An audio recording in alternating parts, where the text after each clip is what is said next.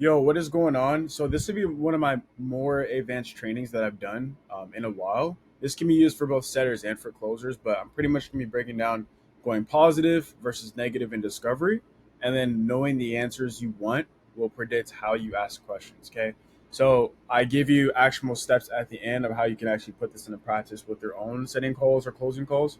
So just make sure you have a notepad out so you can take notes on this because I go really, really deep into this training. So let's go ahead and get into it. All right. So the first part is going positive versus negative in discovery. Okay. So what I mean by positive is just pretty much just goals, right? So goals, they could be, let's say you ask your prospect, yeah, what's your goal with this, right? Let's say you're selling Amazon FBA. Yeah, what's your goal with Amazon FBA, right? Oh, 50K a month. Okay. Or I want to take my family on vacation, right? Or I want to spend more time with my family. That's pretty much what positive means, right? It just means goals. Okay. Now, negative means pain. All right, let me move this out the way. Negative just means pain.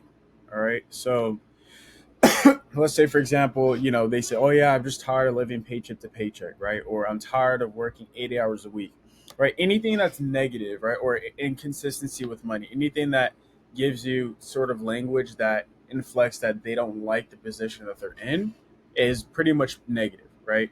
Anything that they want to do that's positive, anything that they want to do. So I just put some phrases up here for you guys as well, but you just want to listen out for these types of phrases like I want, or my goal is, or what I'm trying to do is, or I'm in a good position to. Those are typically positive types of language.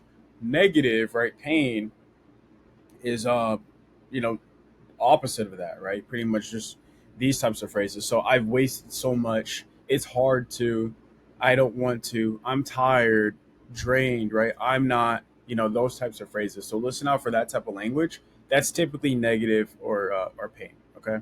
Now here's some examples. So these are some examples, and what you could do too as well is just pause the video to test yourself as well. But let's say, for example, a prospect tells me, I want to make 50K a month consistently because every month it changes. Some months I make 20K, 10K, 50K, it varies. So what I'm going to do is I'm going to highlight which is positive and which is negative. So I want to make 50K a month consistently because every month it changes. So this here, I would just highlight this green, right? Because I want to. Again, I want.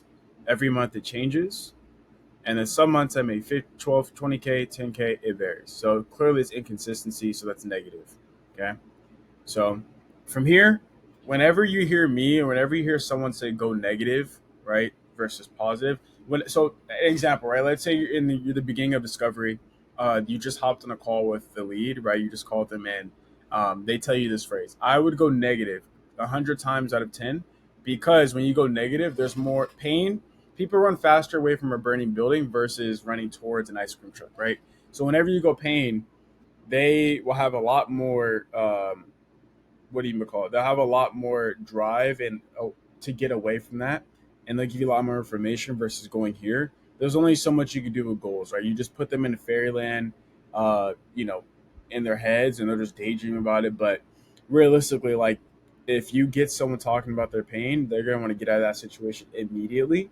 And like, okay, boom, we're talked about this for a long time. How can I get out of this? Right? This is what's the solution to it, right? Versus if you talk too much about this, they'll talk so much about it to where they may not even need you anymore. So I always go pain if they give me these two options, either pain or goals, or sorry, pain or yeah, pain or goals.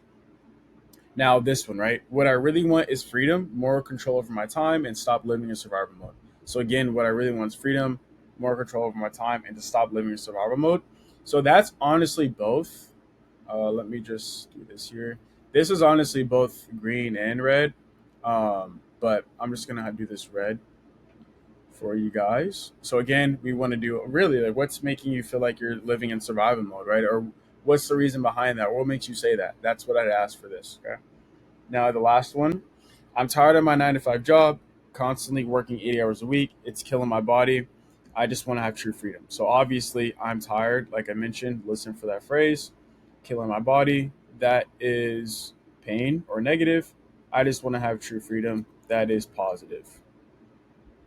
So you got to listen out for that language. Okay. So here, I would obviously probe on this. What question would I ask is, what makes you tired of your job, right? Or how do you mean it's killing your body, right? That probably be the best question to ask. Or like, how do you mean it's killing your body? What do you mean by it's killing your body? And go from there. So, um, some questions that you can ask, right, is, oh yeah, if you were to make 50K a month, what would that allow you to do? Or what does freedom look like to you?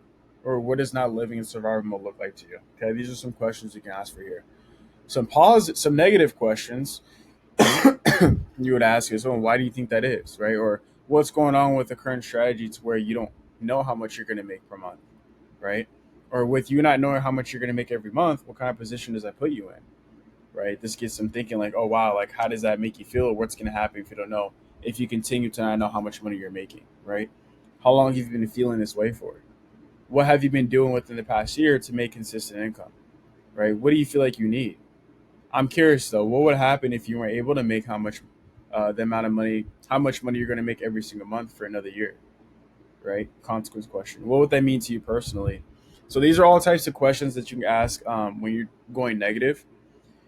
Now, the second part is knowing the answers you want will predict how you ask questions. So honestly, this is like the most important thing that you can do as a sales rep. Okay. So if you don't know the types of answers that you want, I can guarantee you your questions will just be very shitty. And that's probably why you're asking a lot of fluff questions or prospects don't understand what you're asking. All right. Because you don't have intent, right? Intent drives precision. Okay. So if you don't know what you're looking for, every question becomes very vague and reactive.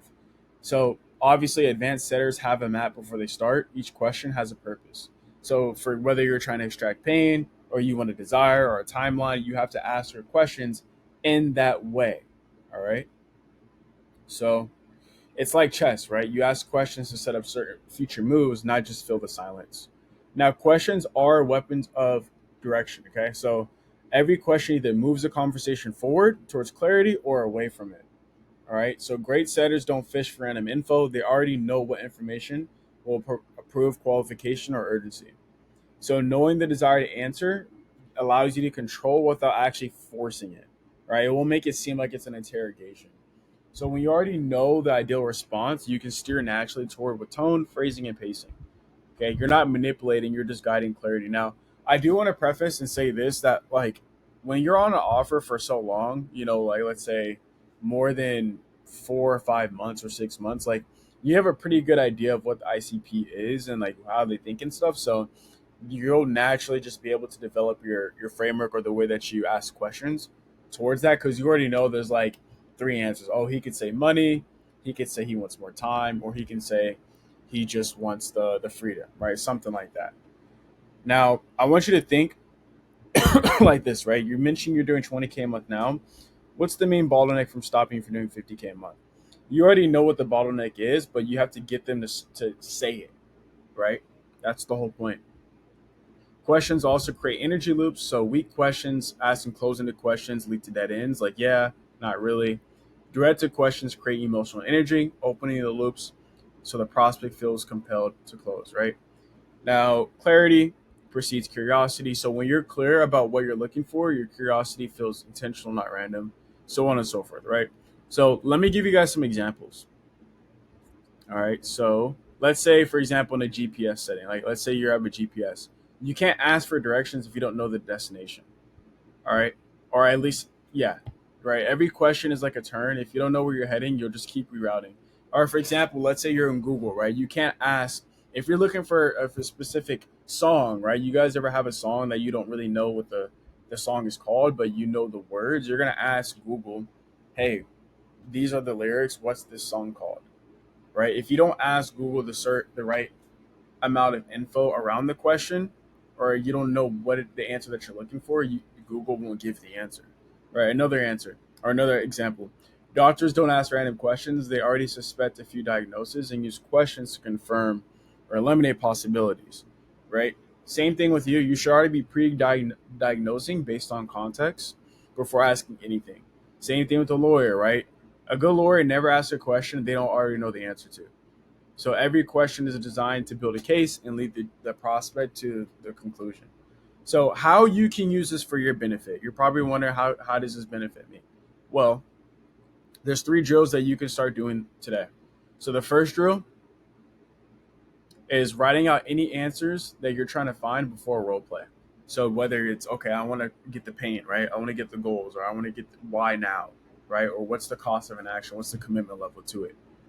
The second drill is reverse engineer what you want, right? So you got to ask yourself, if I wanted this answer, what question would get me there the fastest, right? And I have an example for this as well. So let's say, for example, the prospect says, oh, I'm so tired of my job. I just want to live life on my own terms. My thought process, and you have to think, okay, what do I want them to say? What answer am I looking for after I ask this question? I have to ask questions that get them to say uh, that they want to leave their job and make money online, and that making money online would allow them to live life on their own terms. So I had to go deeper on living life on their own terms, right? If I want them to, after I get them saying them making money online. So what I'm going to ask is I'm going to go negative here, right? This is negative. This is positive. I'm going to go negative, and I'm going to say, what's the reason behind you being so tired at your job? They're going to eventually say, oh yeah, I want to leave my job because I work in this many hours, and it affects me this way. I'm not able to spend time with my family. Living life on my own terms, making money online will allow me to do that because I can work from anywhere I want. Living on my own terms means waking up whenever I want, traveling, location freedom, time freedom, X, Y, and Z, et cetera, et cetera. So that's the whole thought process behind that. That's the second drill. The third drill is just pretty much doing a mock discovery, either with a friend or by yourself. And every time you ask a question, ask the other person or ask yourself, what answer were you expecting? If you don't know, you didn't ask with intention. And you're just asking aimlessly or blindly at this point. So those are the two. Those are the two methods. Pretty much, these are pretty advanced on how you can get better with your discovery. We went over going positive and negative, and then knowing the answers you want will predict how you ask questions. If you have any questions, feel free to reach out to me. Instagram will be down below in the description, and I'll see you guys when I see you.